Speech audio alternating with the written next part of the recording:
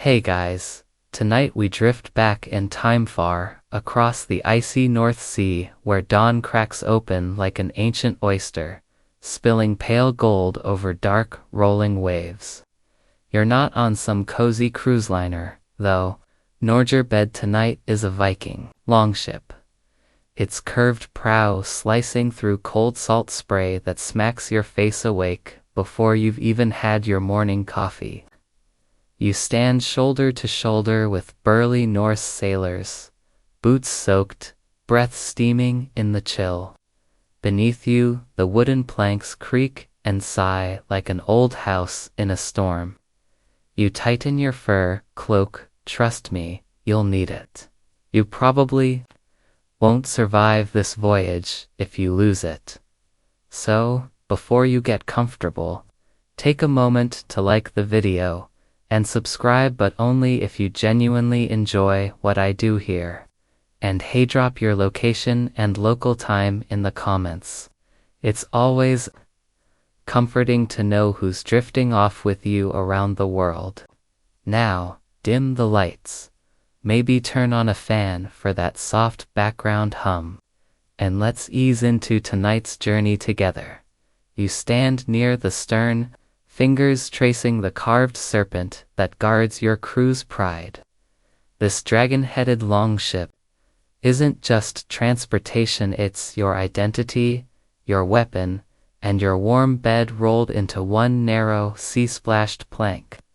Every sail that unfurls above you is more than linen, it's a promise of wealth, a whisper of danger, and, if the wind is merciful, a ticket home to the fjords with silver jangling in your pouch as the sun lifts higher. You squint toward a distant coastline. The chatter around you is low and rhythmic, men telling each other the same old tales, how Thor cracked the sky open, how Odin lost his eye for wisdom, how the monks on the foreign shore don't even lock their treasure chests at night. This is the mainstream fact. The first known Viking raid struck the monastery at Lindisfarne in 793 CE. The chronicles called the raiders heathens, wolves, and sea devils. But to you, they're just your crewmate Sirik with his crooked nose, Bjorn with his perpetual scowl, and Sigrid, yes, a woman, though some still argue whether Viking shield maidens truly sailed into battle or mostly stayed home spinning wool and wielding household axes instead. You feel the ocean push back under the hull.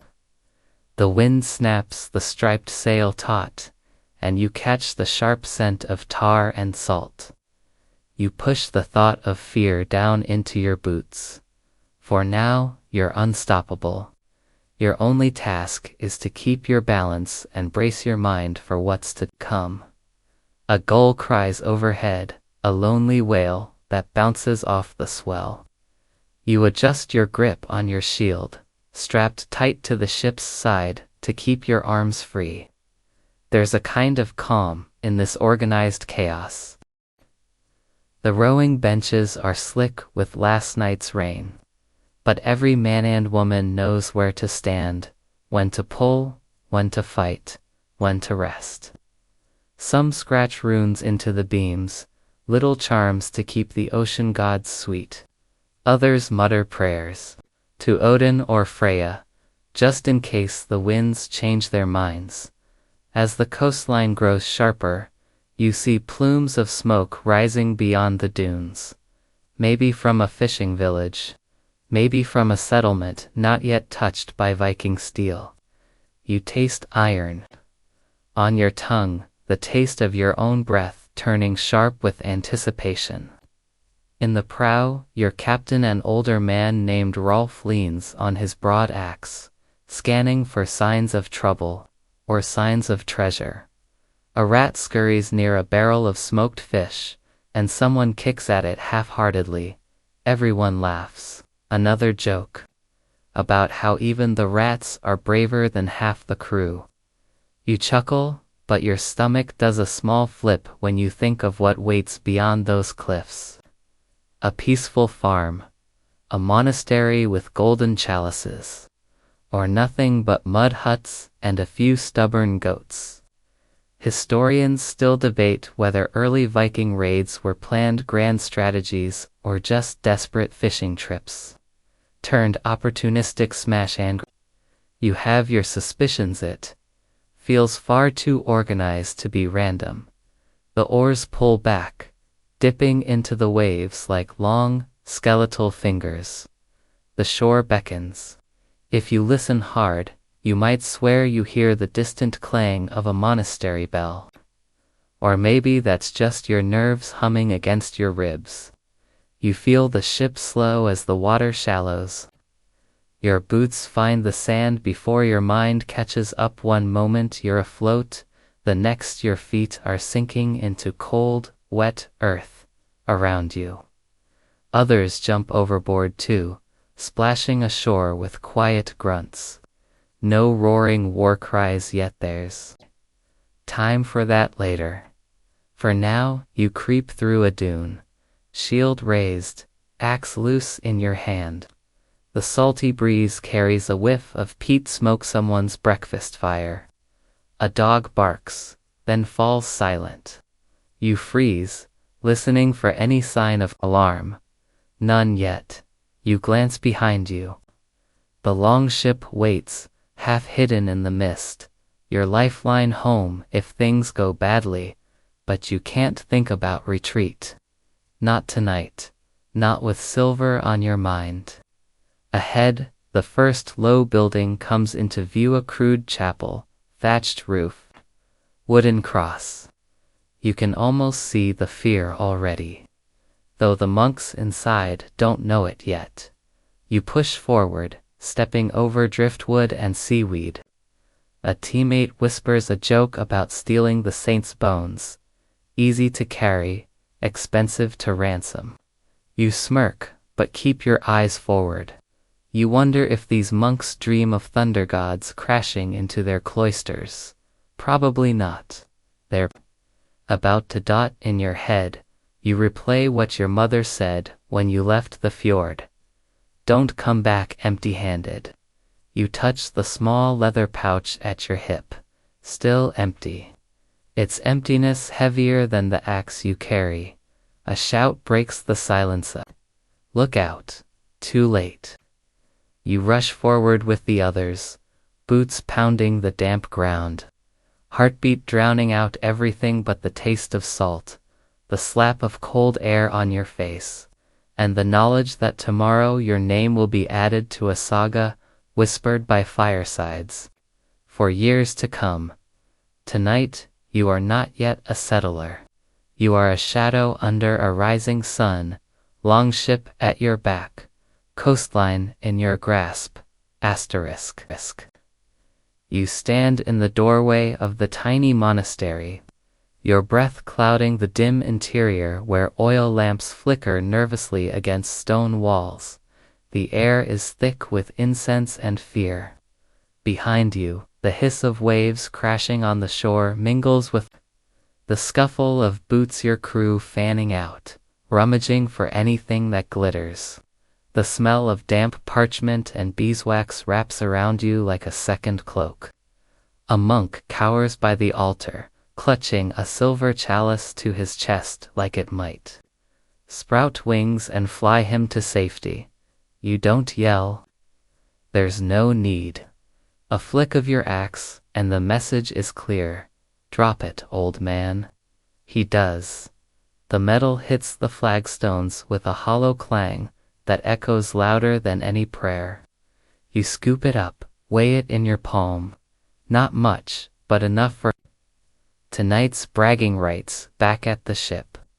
You toss it to Bjorn, who slips it into a burlap sack already clinking with candlesticks, copper plates, and a small golden cross. Outside, you hear Eirik laughing. He's found the storehouse. Barrels of salted fish, a few casks of sour ale. Not exactly the treasure of kings, but enough to feed the crew for the return voyage. Someone smashes open a locked chest near the doorway. Inside, coins, maybe 30, You pocket a handful, feel the weight of silver pressing your palm. It's not the fortune saga's promise, but it's a start. You glance at the monk again. He's muttering in Latin, eyes wide like he's staring down Ragnarok itself. You'd calm him, but what's the point? You swing your gaze to a mural above the altar saints, with faded halos, hands lifted in blessing. Some of your crew make the sign of Thor's hammer, a mocking echo of the holy gesture. Historians still argue whether early Viking raiders had any real hatred for Christianity, or if churches were simply easy pickings, unguarded banks glittering with silver relics. If you had to choose, you'd bet on the silver. You step outside, blinking as dawn breaks fully over the dunes. The longship looks smaller now from this distance, a narrow lifeline waiting at the edge of a restless sea. Your boots crunch over bramble and loose sand as you cross the churchyard, passing simple graves marked by crude wooden crosses. Some of the newer graves have fresh flowers. You wonder whose mother placed them there, who prayed this place would stay untouched by men like you. In the distance, a bell tolls. Reinforcements. Probably not just another brother calling for help that won't come in time. You lift your hand, signaling the others to hurry. No sense lingering. The monks may not be warriors, but nearby villagers could be. You'd rather not fight an angry farmer with a pitchfork when your pockets are full of stolen gold. By the time you reach the longship again, the tide has shifted. The boat sits lower in the water, heavier with your spoils and the crew's sweaty laughter. Someone hands you a mug of that sour ale. You sip it, wincing at the taste. Better than nothing, worse than anything you'd brew at home. You toss the mug overboard when you're done. The sea claims it with a soft plunk. You find your spot near the prow. The carved dragon still staring forward like it knows exactly what comes next. The oarsmen settle onto their benches. A beat later, the rhythmic splash of wood into water fills the dawn. The coastline slips away behind you. The monastery shrinking into the rising mist as the horizon swallows the shore. You lean your head back, breathing in sea air laced with the scent of pine tar and wet wool. Eirik breaks out, his lyra battered. Things strung with gut and superstition. He plucks a tune that winds through the morning fog like an old half-forgotten lullaby. Someone hums along. Another mutters verses about Odin's ravens circling overhead. You close your eyes for a moment, picturing home. Steep green valleys, goats bleating in the distance. Your mother's voice rising above the wind to scold you for dirty boots and empty promises.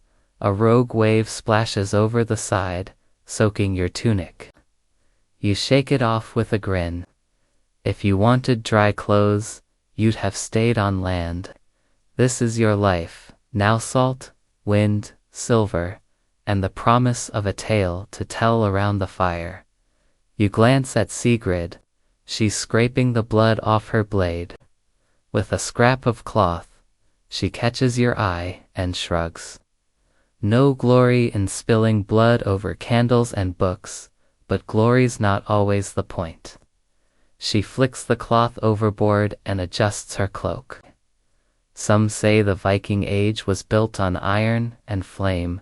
Maybe, but you're starting to think it's built on cold fingers, damp feet, and a restless hunger that no monastery's treasure can ever quite satisfy. Above you gulls circle and scream. They know a free meal when they see it, crumbs of bread left by the monks, fish guts tossed by the crew. You wonder if those same gulls will follow your ship back across the sea, carrying stories of raiders in their beaks. Probably not. But it's a nice thought. You hear snoring behind you, two younger lads curled up on coiled ropes, exhaustion knocking them out before the first meal is even cooked. You envy them. Sleep feels like a luxury out here, more valuable than silver. You shift your weight, trying to find a comfortable way to lean against the dragon prow without bruising your back. No luck. You settle for numb legs and the gentle slap of water against wood. As the morning stretches on, the wind stiffens. The sail snaps and sighs overhead. You wonder how long this can last, this pattern of raiding, running, returning. Even now, whispers drift along the benches about better ways to secure the future. Some dream of taking land instead of loot, of planting wheat instead of burning it. Historians still puzzle over when the switch truly happened. When did the Vikings decide that settling was smarter than sacking? Some blame harsh winters back home. Others point to Christian kings offering land in exchange for peace. You suspect it's both. And maybe, just maybe, people get tired of swinging axes eventually. A spray of seawater hits your face, snapping you from your thoughts. Rolf calls for the oars to rest. The ship drifts, sails full, heading home more somewhere like it. You close your eyes again, imagining the hearth fire waiting at the end of the voyage. But deep down, you know your bed won't always be back in the fjords. One day, you'll step off this longship for good. One day, you'll swap your axe for a plow. But not yet. For now, the sea is your blanket, the oars your lullaby, the dragon prow your restless guardian, staring down the endless horizon. You wake when a cold gust brushes your cheek, salty and sharp enough to sting your eyes open. The sea has calmed to a gentle swell, the longship rocking like a cradle. You stretch your legs, your back popping in protest as you shift on the damp deck. Around you, the crew is quieter now, some dozing beneath ragged cloaks, others murmuring about their shares of silver and who'll get the biggest bragging rights tonight. Bjorn leans over the side, lazily watching the foam trail behind the ship. He flicks a coin into the Cian offering, he claims, for Jaeger, the sea giant. You shake your head with a soft snort. The gods are always hungry. Your pouch is lighter by 1 coin, but you suppose you'd rather lose it to the ocean than to a blade in the dark dot, as the sun climbs. The coastline of home emerges a jagged line of rock and pine, broken here and there by narrow fjords, like cracks in a giant mirror. The air smells different here, wetter, mossy, tinged with peat smoke drifting from hidden hearths. The longship slips into a sheltered cove where the water flattens to glass. Oars lift, dripping silver, back into the sea as your captain's voice cuts through the morning fog. Orders are barked, ropes thrown. The dragon prow bumps against a familiar dock, rough logs lashed together, creaking as boots hit wood. You jump off, landing on solid ground that shifts under your feet after so many days afloat. Your knees remember dry land before your mind does, and you wobble a little before steadying yourself with a quiet laugh. The village waits just beyond a thin fringe of birch trees. Smoke curls up from turf-roofed longhouses, the scent of roasting fish and damp hay drifting on the breeze.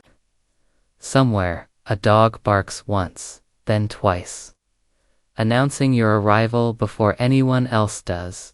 You shoulder your sack of loot, lighter than you'd hoped, and follow the others up a muddy path where goat tracks cross in tangled loops, near a fence. 2 children watch you pass, wide-eyed and half-hiding behind each other. You lift a hand in mock salute, and they vanish giggling into the underbrush. Word will spread quickly, fathers at sea, mothers by hearths. Everyone wanting news of whose son returned alive, whose husband brought home silver, and whether any unlucky fool fell overboard chasing spilled coins. Inside the village, the buzz of voices swells around you. Wives lift lids off steaming cauldrons to peer at the newcomers. Old men lean on staves, squinting to see which sons they might claim for another season. You catch the sharp tints of smoked herring and fermented fish Viking perfume, you joke. To yourself, you step through a clutch of goats, who scatter at your boots. The familiar sight of your own family's longhouse pulls at something warm in your ribs. When you push open the heavy wooden door, heat hits you first, then the smell of stewing cabbage and damp wool drying by the hearth. Your mother looks up from her weaving, her eyes darting to the sack at your hip, then back to your face. No words at first, just a long silent measure of your bones, your hair, the faint bruise on your cheek. She nods once, the only welcome. You sit near the fire, shrugging off your cloak. A hunk of bread appears in your hand before you even ask, hard at the edges but soft inside. You chew slowly, savoring the way it fills the hollow behind your ribs. You toss your sack on the floor, coins clink like lazy chimes. She raises an eyebrow, half amused, half exasperated. Not much, her look says, but enough. For now, over the crackle of the fire, you listen to other voices filter in through the wall, stories echoing from the village hall. They're already singing tonight's exploits, how you slipped through the dunes unseen, how the monks trembled, how you found a gold cross so large it needed 2 men to carry, though you know full well it was smaller than a man's palm. The stories swell like tidewater, each telling a little taller than the last. You smile. Let them talk. A good story feeds a village longer than stale bread ever could. Later, you find yourself leaning against the doorframe, watching your father and brother argue over fishing nets by torchlight. The boats in the cove bob gently, shadows in the blue. Dusk. You rub your fingers over a small coin in your pocket, one you didn't toss to the sea. You turn it over, feeling the stamped mark of a foreign king you can't name. One day, you think, maybe you'll trade coins like this for something better than another raid. Maybe. Behind you, your mother calls for help with the evening meal. You glance at your boots, still crusted with sea salt and monastery dust. You leave them by the door, no sense tracking foreign dirt across your own hearth. Inside, the warmth swallows you again. You stretch out by the fire, listening to the wind rattle the turf roof. The flames flicker shadows on the beams. Runes, half-finished stories of raids, marriages, births, and bad harvests. You wonder which part of your story they'll carve next, as your eyelids droop. You hear laughter from the Holeric boasting about his share, Sigurd mocking his tiny hall with a jab about monks hiding their real treasures underground. Historians still argue whether Vikings truly brought wealth back to their villages or wasted it all on feasts and fleeting fame.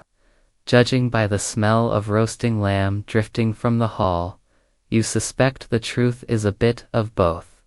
You drift half asleep, picturing tomorrow fishing nets, axe sharpening, maybe a quiet night by the fire. Or maybe another sail hoisted at dawn, another coastline glimpsed through mist. But for now, you're home. For now, the raiding can wait. For now, the The spoils and the songs are enough to keep the hunger at bay.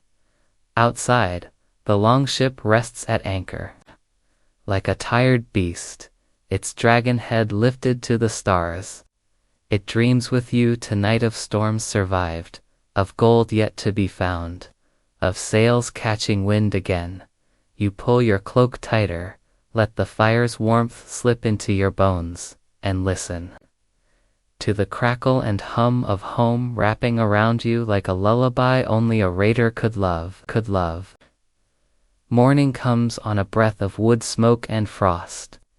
You wake with your back to the hearth, warmth clinging to your skin like a reluctant dream. The smell of peat fire mingles with yesterday's stew, half-burnt cabbage, oily broth comforting in its stubbornness.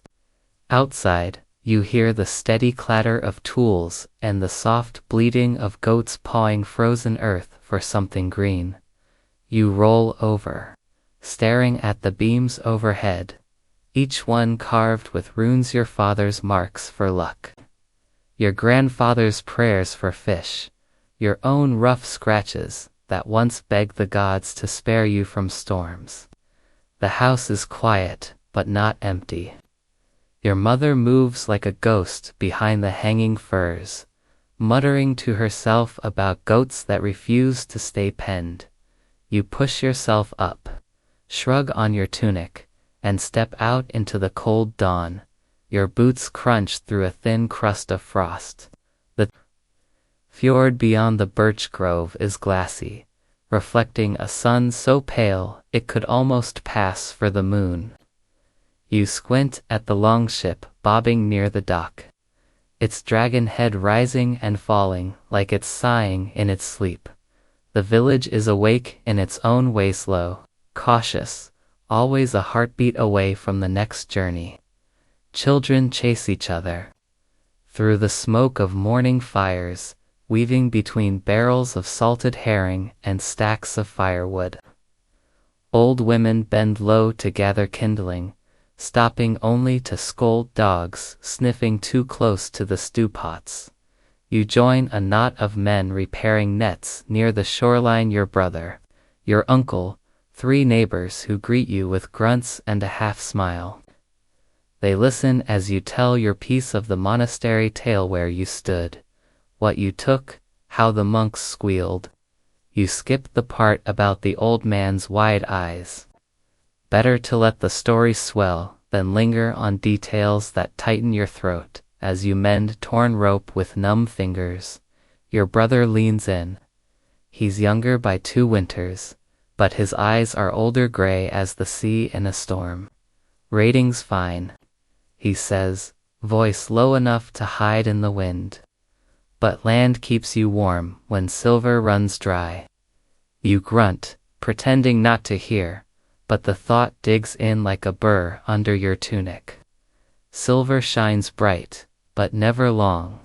Land though that sticks. A goat butts your leg, looking for a stray scrap of fish. You push it gently aside, laughing under your breath. Farther down the shore, Rolf, your captain, haggles with an older man who runs the village storehouse.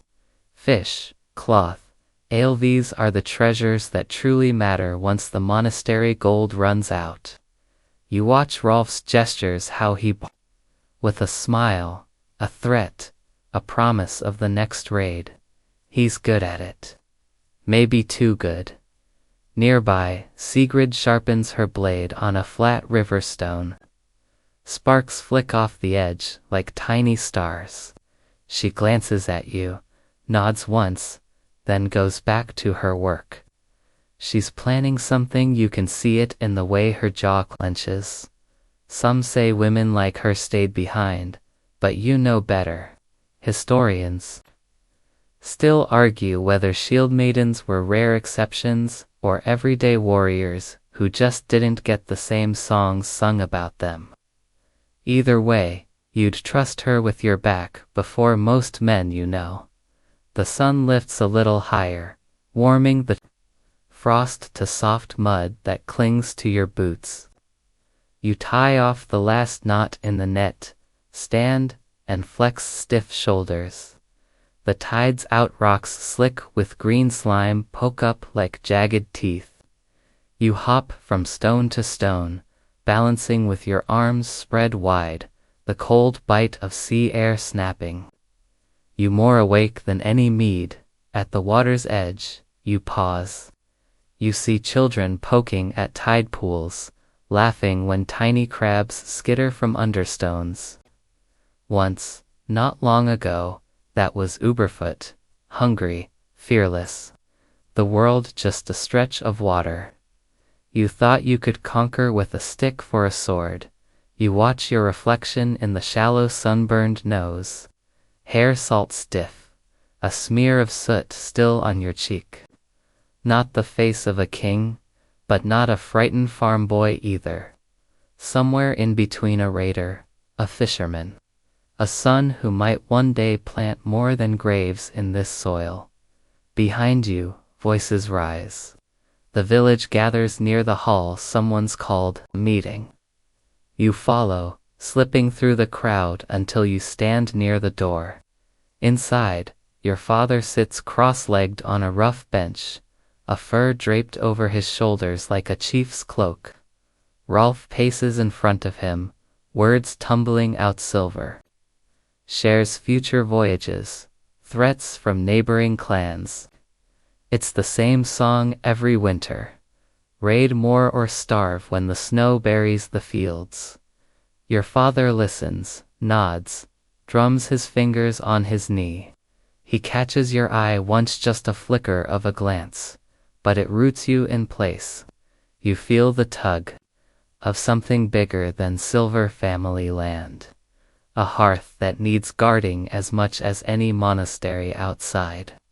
You lean against the hall's wooden wall, arms crossed, breath fogging in the cold. A boy passes you with a bucket of fresh water, stumbling when he spots Sigrid's blade resting across her knees. He skitters away, water sloshing down his boots. A moment later, your mother appears at your side. She doesn't speak, just slips you a wedge of cheese wrapped in waxed cloth. She pats your arm like you're still that barefoot boy by the tide pools, then vanishes back into the hum of the village. You bite into the cheese. It tastes sharp, earthy, a reminder that some treasures don't glitter and never rust. The sun dips lower, painting the fjord in streaks of gold and bruised purple. The longship's shadow stretches across the cove like a sleeping dragon, patient but hungry. Tomorrow, maybe, it will sail again, or maybe not. Maybe you'll stay mend nets, patch roofs, stand guard when rival clans come sniffing for weakness. Maybe you'll plant barley in spring and watch goats chew the first green shoots.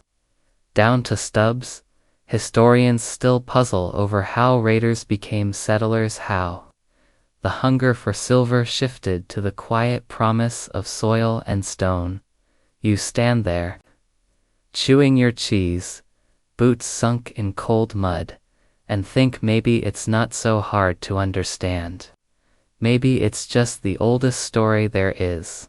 A man wants to come home to something he can hold. A warm fire, a roof that doesn't leak, a piece of land that remembers his name when he's gone. You watch the fjord darken to black glass, listen to the wind shushed through the birches, and wonder if tomorrow you'll pick up your axe or your plow. Either way, you think, pulling your cloak tight, you'll carve your story into the beams overhead, one more line in a long house full of names. When dawn drags its pale fingers across the fjord again, you're already awake. You've barely slept, a restless half-dream of waves breaking on distant shores, silver spilling through your fingers, and an axe that keeps slipping from your grip just as enemies close in. You shake it off with a grunt, rub your eyes clear, and push out into the chill that clings to every rock and log like an old ghost. Today, the village is quieter than yesterday's busy hum. No children chase dogs through the smoke. No hammering echoes off the lawn houses. Instead, the men and women gather near the great hall, standing in a rough circle around a thick post driven deep into the cold earth. On it hangs a battered iron shield, once bright, now scarred by years of use and stories that echo across the fjord. Your father stands near the post, shoulders broad beneath his rough cloak. Beside him, Rolf shifts from foot to foot, eyes sharp beneath a hood pulled tight against the wind. A hush drifts over the gathering as you step closer, boots sinking into mud, still stiff with frost. You see your brother lingering near the back, arms crossed. Sigrid, too, is there, leaning on the haft of her spear like it's just another walking stick. Someone calls for quiet. It comes quick, rolling through the villagers like a tide pulling back from shore. Then your father speaks, voice calm but heavy enough to press against your ribs. He talks of raids, how they fill the coffers when the soil gives little, how silver buys iron, iron defends the farm feeds the family. He talks of kingsos across the sea who gather armies, hungry to push Norsemen back into the waves. He talks of rival chieftains who circle like wolves, waiting for a chance to raid the raiders. You stand there, shifting your weight, your breath fogging the air in tiny ghosts that drift away over the crowd. When Rolf steps forward, he talks of bigger ships, stronger sails, new routes south where foreign kings pay well for peace. Sif peace comes with swords ready to remind them who sails those waters. He calls you all warriors, but his words coil around something else. Tua, hint that silver alone won't keep the next winter from biting your bones clean. Then come the promises, land to be claimed, foreign fields to be plowed by men whose hands once only knew oars and axes. If enough of you stay abroad long enough, those lands might bear your name as easily as the fjord does now. Some murmur, some nod. Historians still argue whether these chieftains truly wanted to build kingdoms abroad or just escape the cramped valleys of home. You can't answer that. You only know the sea's hunger is matched by the land's stubborn promise: plant enough, fight enough, and maybe your grandchildren won't need to steal from monks to survive. A man beside you whispers that he'd rather chase sheep than silver. You smirk but don't disagree. Sigrid catches your eye. She lifts her spear an inch, then lowers it again, a question hanging in that small gesture: stay or sail? Your father's voice booms once more, demanding a decision. More raids or more roots? The village murmurs, voices blending like gulls over the tide. You listen, but in your head you hear the creak of oars, the hush of plows cutting soft earth, the clang of iron hammered into spades instead of swords. They call for volunteers who will lead the next raid, who will trade their share of silver for a claim on foreign soil. You feel your hand twitch at your side. You think of the monastery's cold stones, the frightened eyes of men who never raised a blade, the silver cross that still sits tucked in your pouch under your cloak.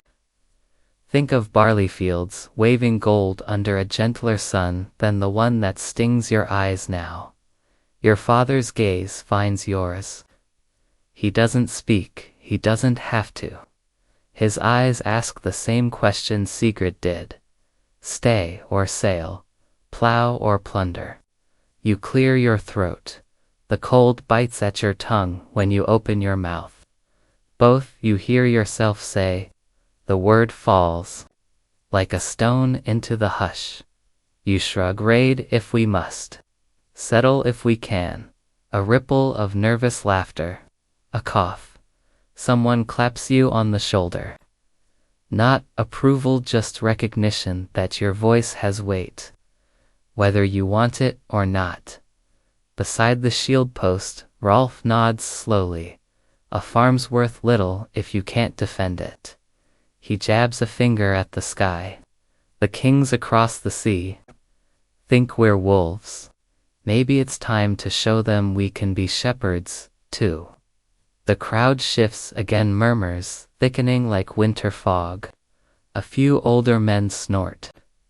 The young ones glance at each other, half eager, half afraid. You catch the scent of stew drifting from the hall. Someone's tending the hearth, feeding the hope that whatever's decided today, the village will still eat tonight. A goat breaks free from a pen nearby, darting into the ring of people. It bumps your leg, nearly toppling you into the mud. Laughter ripples through the gathering, cutting the tension like a warm knife. Sigrid smirks, hooks the goat by its collar, and pushes it back toward its pen. Good omen, she mutters. Or a sign we're all just goats, waiting for the next wolf. You grin, but inside you feel something shift like frost cracking under a spring sun.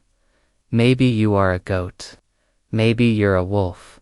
Maybe both. You watch your father clap Rolf's arm.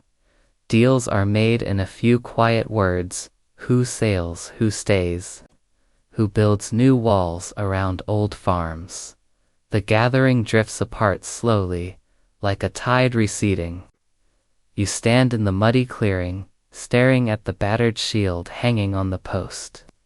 You run a finger over a dent near the rim, a mark from some forgotten clash that fed the village for another winter. You wonder if the next mark carved into its surface will come from your axe or from the edge of a plowshare. Historians still puzzle over how a people so feared for their raiding could settle foreign coasts without losing their teeth. You suppose the answer is simple when you stand close enough to feel the cold bite your bones. A man will trade a blade for a shovel only when he trusts the ground not to betray him. Above you, gulls cry out across the fjord. The longship bobs in the cove, waiting like a patient hound for its master's whistle.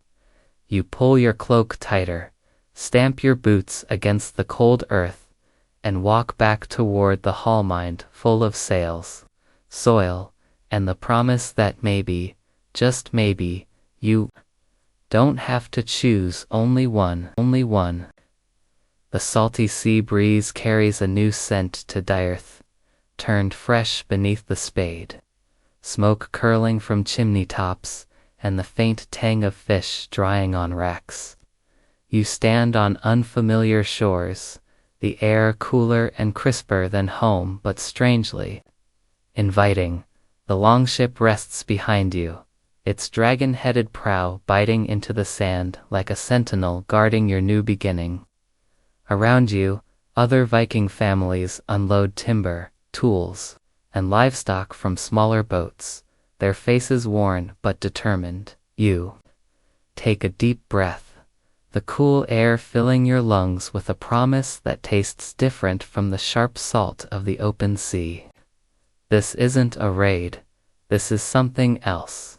Something quieter, heavier, but with roots that could grow deep if you're patient enough. You watch as your comrades begin hammering stakes into the ground, raising the skeleton of what will soon become a longhouse, a place not just to sleep but to live, to raise children, to plant hopes alongside crops. You walk the perimeter of the clearing, your boots crunching on a mixture of dried grass and mud. In the distance, a forest looms, dark pines and birches whispering secrets you can't yet understand. Somewhere nearby, a stream gurgles, the lifeblood of this fledgling settlement. You stoop to examine a patch of wildflowers struggling to bloom, their delicate petals vivid against the brown earth. You think about how your ancestors might have seen these same plants, how they'd press them between pages or use them in medicines to soothe aches from battles or cold nights. Sea stands near a pile of timber, her arms crossed, eyes scanning the horizon. She nods at you, a silent acknowledgement of the unspoken truth. This life is not for the faint-hearted. There will be hardship, loneliness, and nights when the wind howls like the ghosts of raiders past. But there will also be peace and a chance to build something lasting nearby. Children chase chickens, their laughter a fragile thread weaving through the serious work of adults. You smile, imagining what it would be like to raise your own here, to teach them the old sagas, the names of stars, how to wield a sword, and how to care for the earth. It's a strange thought, after years of chasing glory across the waves, you overhear an elder speaking softly to a young man about the importance of alliances with local tribes. Trade routes, shared knowledge, mutual protectional tools as valuable as any sword. Historians still debate the extent to which Viking settlers integrated with native populations, but you see it clearly in the mix of clothing styles, the blending of languages, and the shared rituals at the fire. A merchant arrives from a nearby town, his cart creaking under the weight of spices, cloth, and strange trinkets. You watch as he exchanges goods with your community, the barter marked by smiles, nods, and the clinking of coins. Trade has replaced plunder here, and the shiny allure of foreign silk rivals any stolen treasure. As evening falls, smoke rises from several chimneys, the settlement glowing softly under a quilt of stars. You sit by a fire, the crackle of burning wood mingling with the low hum of voices, telling tales of distant lands and old gods. You feel the steady pulse of life in this place, a rhythm far removed from the chaos of raids. You lean back, gazing into the flames, and wonder how many others like you have crossed from raiders to settlers, trading their axes for plows without losing the fire in their hearts. Maybe it's not about abandoning the past, but carrying it forward in new forms.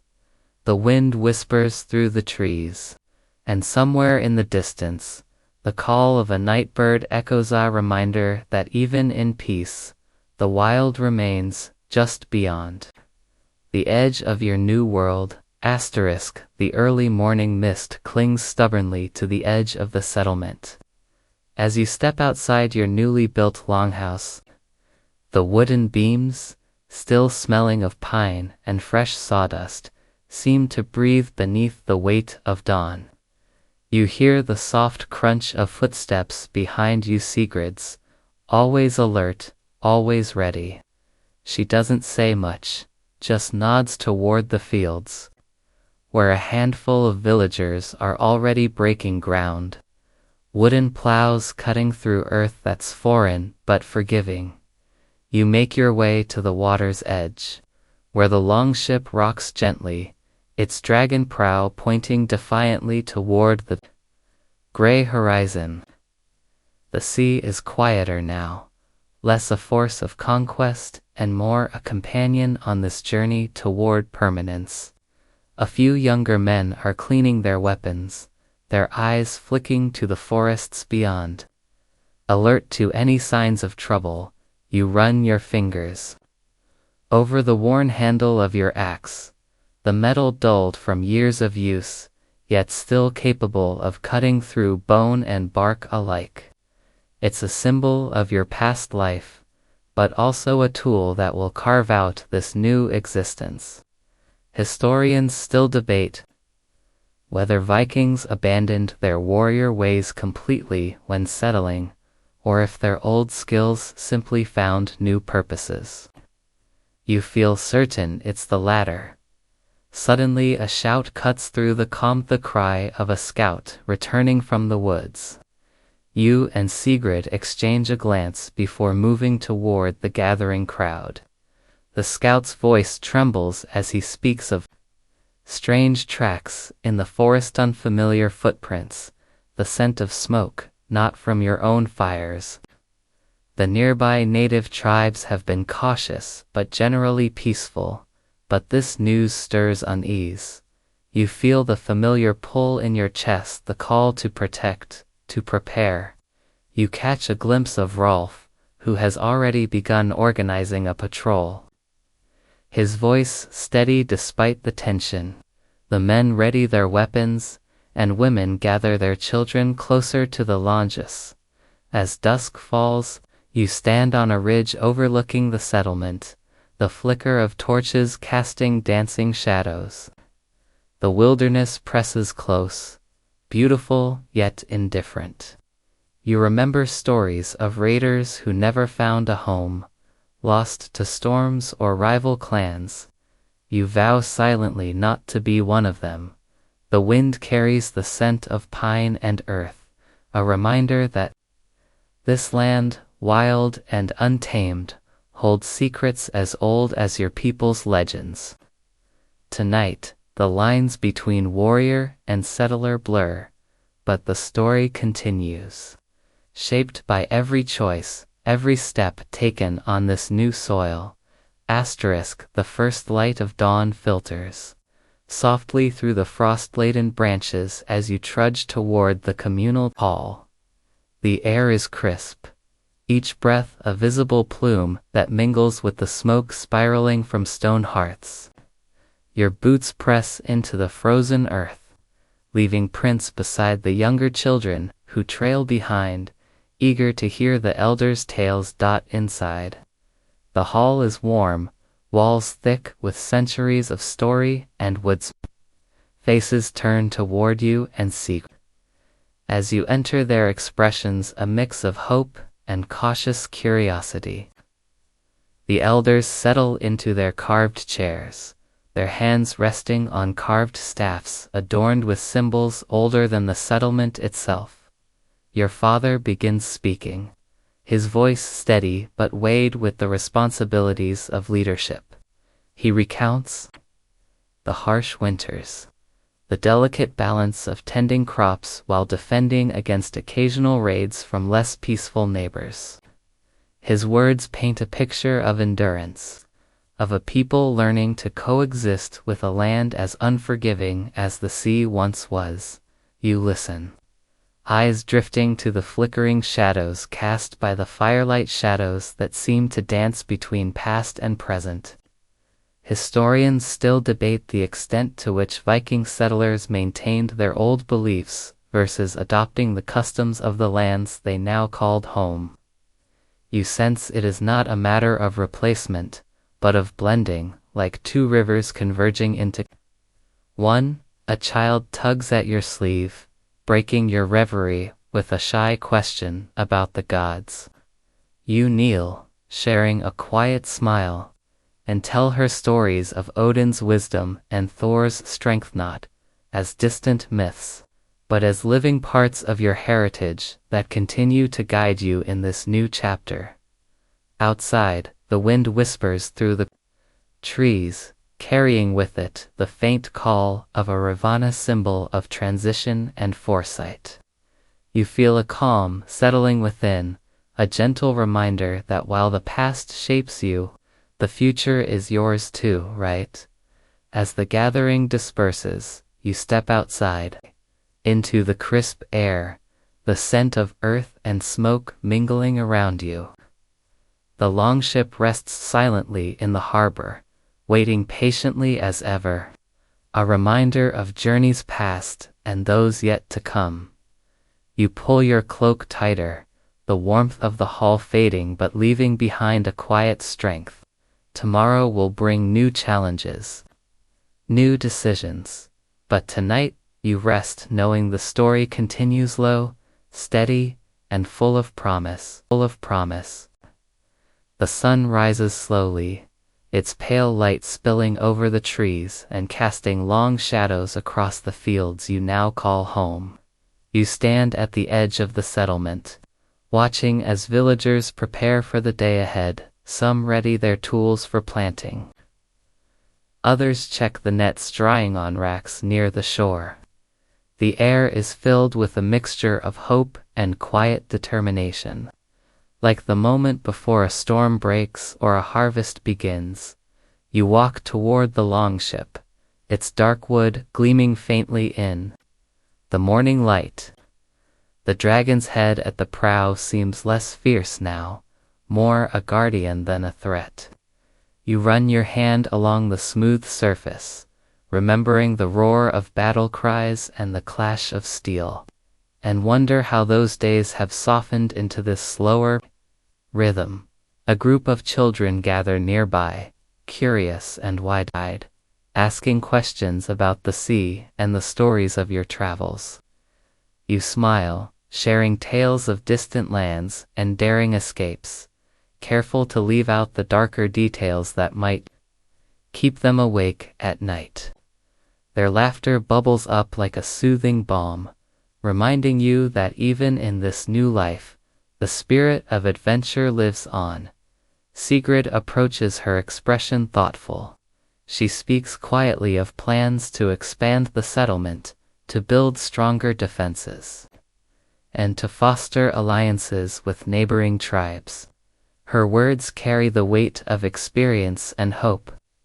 A blueprint for survival in a world that is both familiar and strange.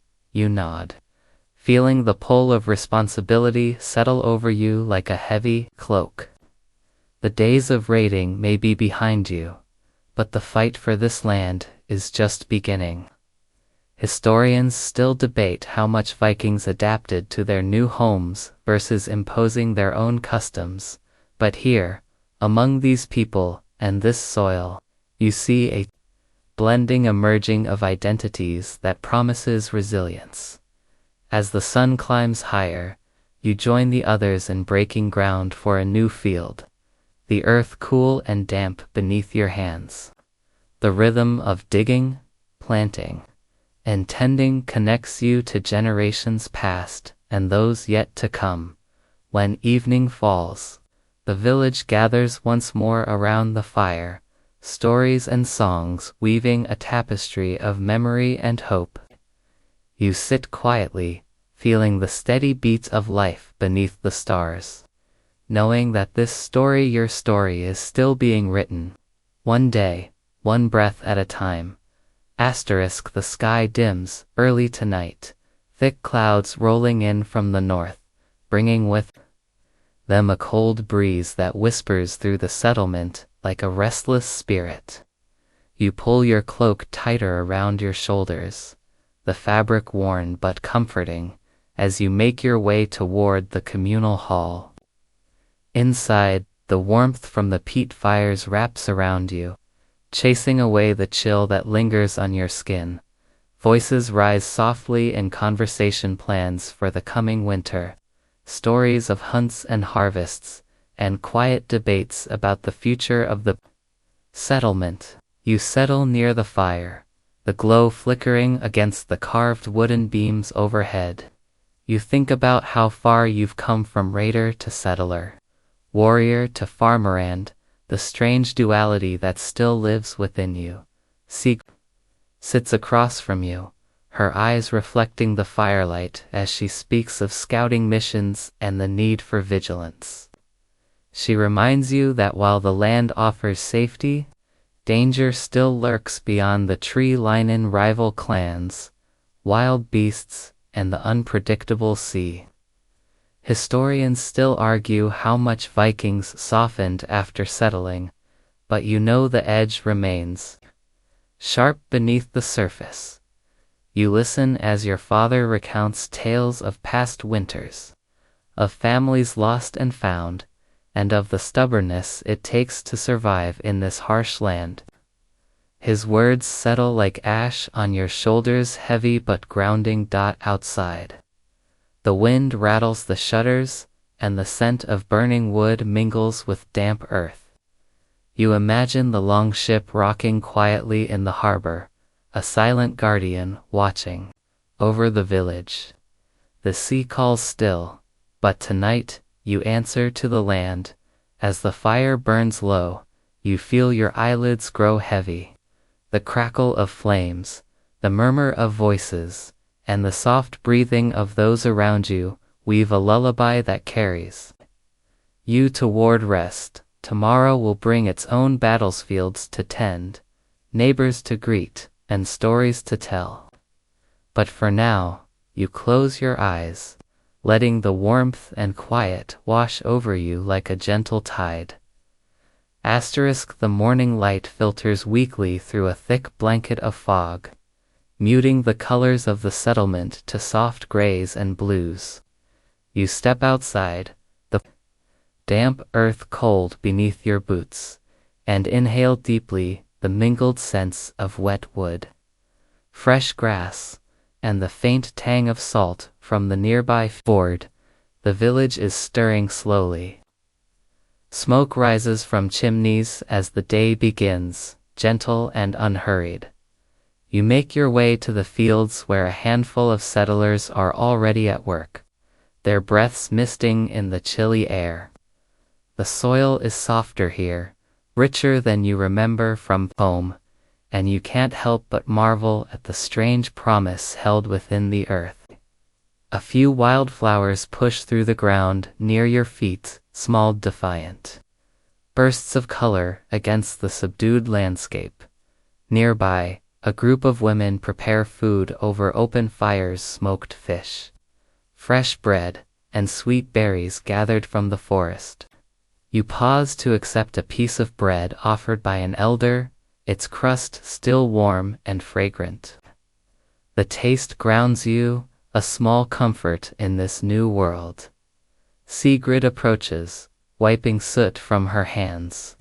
She speaks softly about the growing ties between your settlement and the neighboring tribes. Trade, shared festivals, and mutual defense pacts are forming slowly but surely, a fragile web of alliances that might secure your people's future. Historians still debate how deeply these cultures mingled, but you see the truth in the laughter shared across shared meals and the exchange of goods. You spend the day helping mend fences and tending to the small herd of goats that have become part of the settlement's lifeblood. The rhythm of work soothes your restless spirit, each nail hammered, each patch of earth turned a small victory against the uncertainty that always lingers. As twilight deepens, you gather with the others around a fire. Stories rise and fall, like the flickering flames, some echoing the wild past of raiding and conquest, others whispering hopes for peace and prosperity. You feel the pulse of the village in your chest, steady and strong. The night air cools, carrying with it the distant call of an owl and the soft rustle of leaves. You lay back on a bed of moss, eyes tracing the stars that begin to pierce the dark canopy above. For a moment, you feel a calm wash over you, a quiet acceptance of the path you've chosen, a life built not on plunder but on the enduring strength of roots and hearth. A pale sun climbs through the morning mist as you wander toward the edge of the settlement, where the forest meets the open fields. The trees stand tall and silent, their branches heavy with dew, whispering secrets only the wind understands. You run your fingers along the rough bark of a pine and imagine the centuries it has witnessed, storms, battles, and quiet moments. Much like this one, your thoughts drift to the old stories, the sagas passed down by your ancestors of gods who walked among mortals and heroes, whose deeds shaped the very land beneath your feet. You share a smile with Sigrid, who stands nearby sharpening her spear on a stone, her gaze steady and knowing. The past clings like moss, she says softly, but it does not define us. As you both make your way back to the village, a messenger arrives, bearing news of a nearby clan's willingness to negotiate a truce. The elders gather quickly, their faces lined with caution and hope. The promise of peace is a fragile thing, but necessary for the survival of all. You watch the negotiation unfold, a dance of words and gestures, the careful exchange of gifts and promises. It is a far cry from the raids and bloodshed of years before, but no less complex. Trust must be earned, and historians still debate how often these truces held versus how often they masked deeper rivalries later. You find yourself sitting by the shore, the waves lapping gently against your boots. The sea is calm today, a mirror reflecting the sky's soft hues. You think of the longship resting nearby, its prow etched with tales of past voyages and battles, and wonder what stories this new chapter will bring. The evening gathers around you like a soft blanket.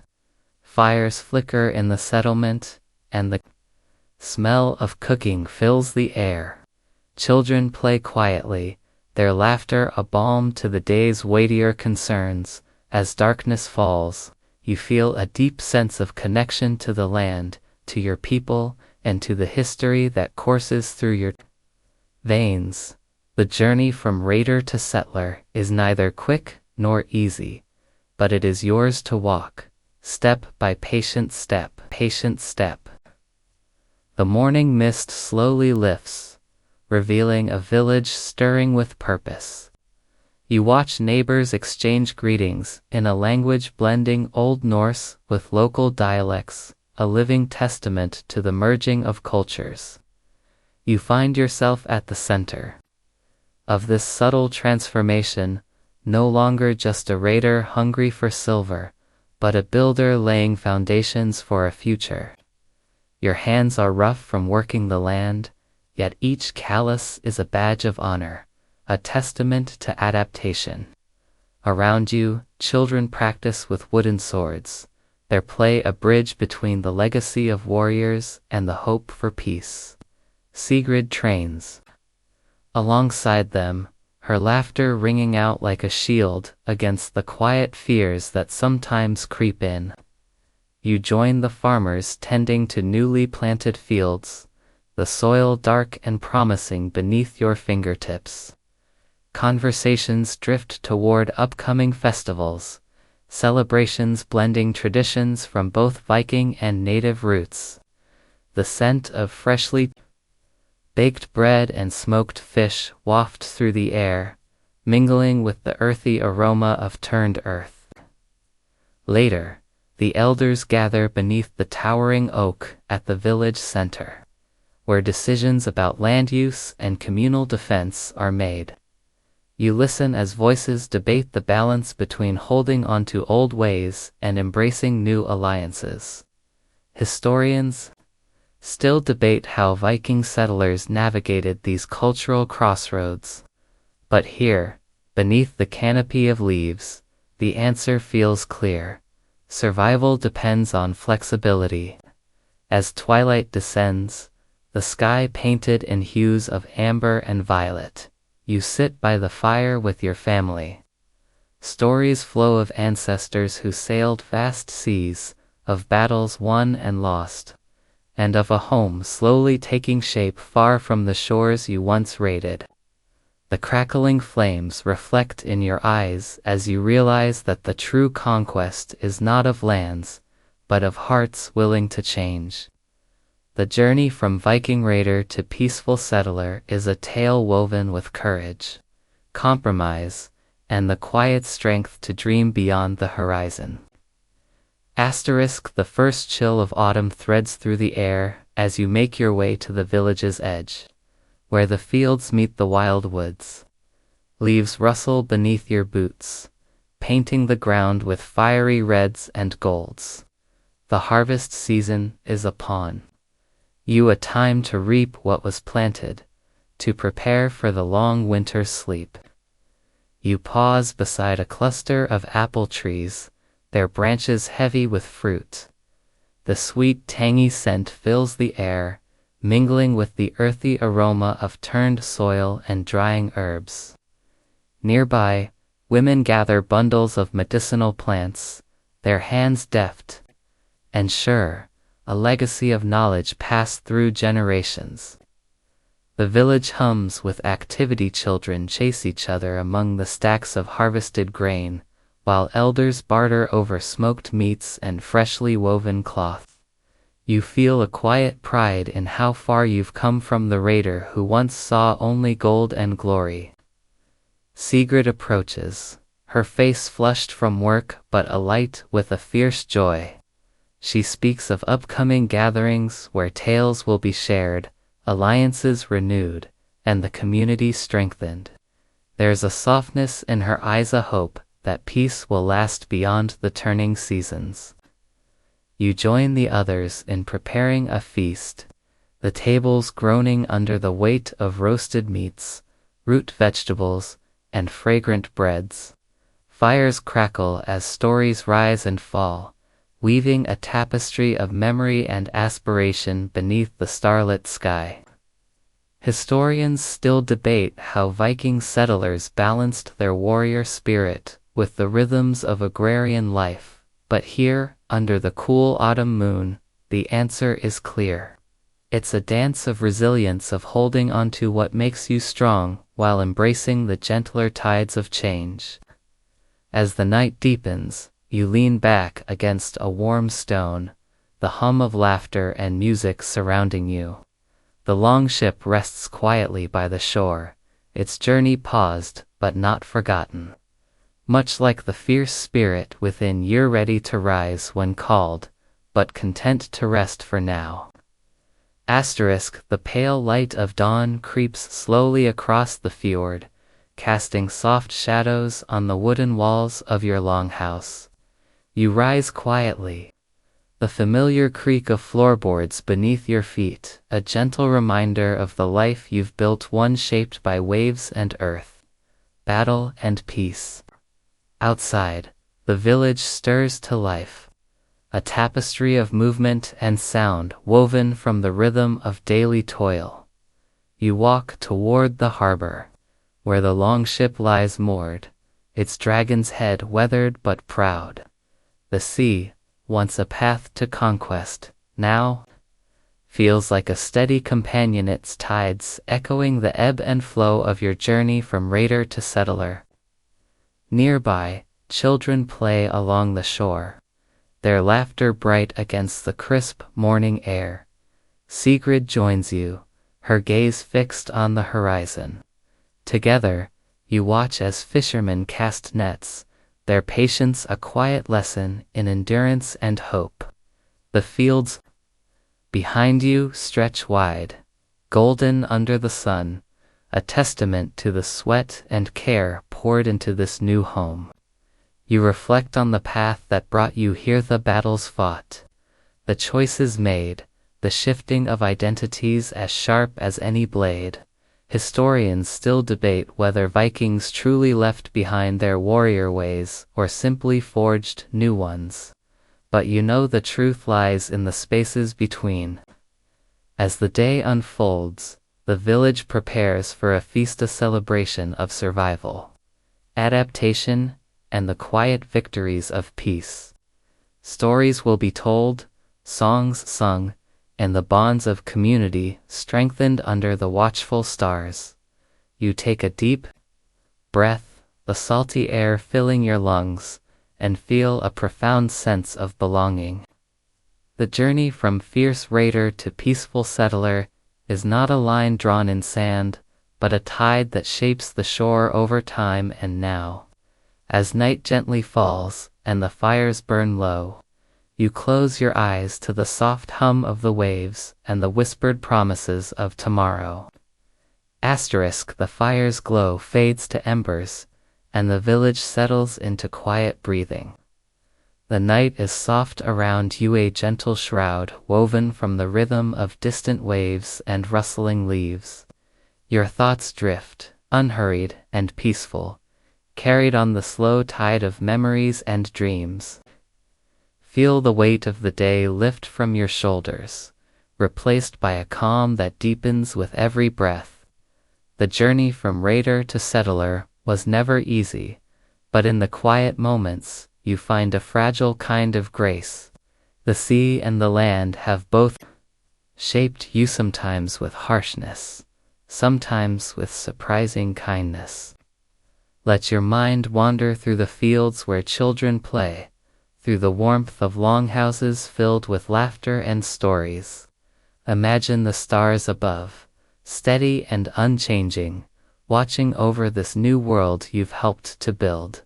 Tonight, you rest in the knowledge that history is not just battles and conquests, but the quiet resilience of hearts willing to change. Sleep now, wrapped in the soft embrace of time's gentle hand. Sweet dreams, dreams.